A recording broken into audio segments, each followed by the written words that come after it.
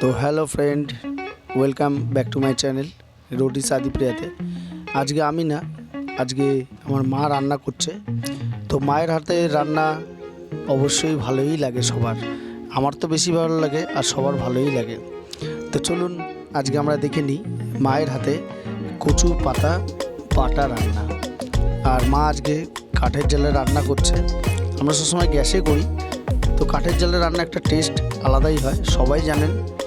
তো ওটাকে ভালো করে কেটে নিয়ে ধুয়ে আর তাকে এরমভাবে কড়াইতে জাস্ট কোনো জল না দিয়ে খালি কাঁচা লঙ্কা দিয়ে বসিয়ে রাখতে হবে। সমস্ত জল কচু পাতা থেকে বেরিয়ে যাবে, তাতেই কচু পাতা সেদ্ধ হয়ে যাবে। হয়ে যাওয়ার পরে কড়াই থেকে নামিয়ে একটা আলাদা পাত্রে রেখে দেবেন।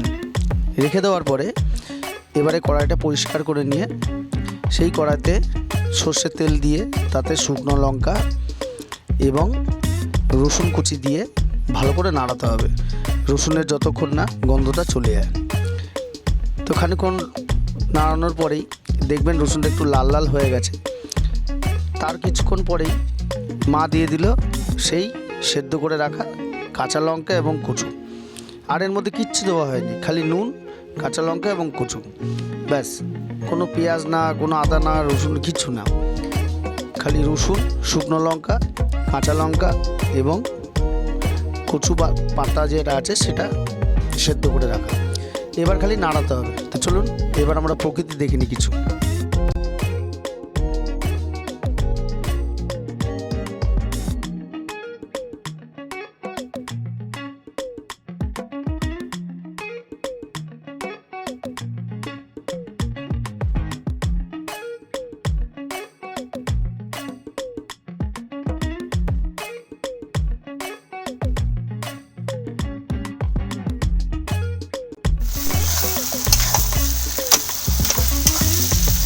আর কিছু না, রসুন, কাঁচা লঙ্কা, একটু চিনি দিলাম, নুন, হলুদ।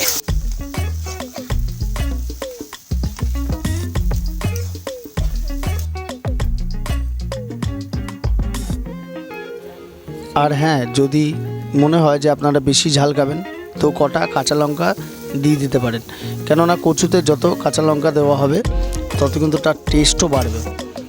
তো আমাদের রান্না কমপ্লিট। চলুন, মা এবার কচুর শাকটা বের করে নিয়েছে এবং পরিবেশন করার জন্য একদম তৈরি। এভাবে করে দেখবেন আর প্লিজ চ্যানেলটাকে লাইক এবং সাবস্ক্রাইব করে দেবেন। তো চলুন, থ্যাংক ইউ।